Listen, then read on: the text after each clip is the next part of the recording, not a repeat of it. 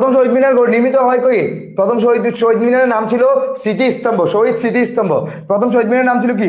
শহীদ স্মৃতিস্তম্ভ। পরবর্তী প্রথম শহীদ মিনার অবস্থান ছিল ঢাকা মেডিকেল কলেজ প্রাঙ্গণে। ঢাকা মেডিকেল কলেজ প্রাঙ্গণে নির্মিত হয় 1952 সালের 23 ফেব্রুয়ারি। 23 ফেব্রুয়ারি 1952 সালের 23 ফেব্রুয়ারি, অর্থাৎ 21 ফেব্রুয়ারির পরবর্তীতে 2 দিনের মধ্যে ঢাকা মেডিকেল কলেজের প্রাঙ্গণে এই প্রথম শহীদ স্মৃতিস্তম্ভ নির্মাণ করা হয়। এবং দেখেন উদ্বোধন করা হয় 24 ফেব্রুয়ারি। উদ্বোধন করা হয় 24 ফেব্রুয়ারি। প্রথম শহীদ মিনার উদ্বোধন করা হয় কত তারিখে?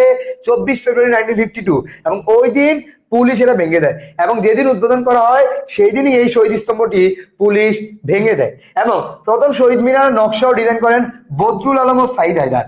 বদরুল আলম এবং সাইদ হায়দার, এটা মনে রাখবেন প্রথম শহীদ মিনারের। হ্যাঁ, আর বর্তমান শহীদ মিনারে হামিদুর রহমান, এটা আমরা সকলেই জানি, এটা আমরা সকলেই জানি। হ্যাঁ, এখন দেখেন উদ্বোধন করেন কে?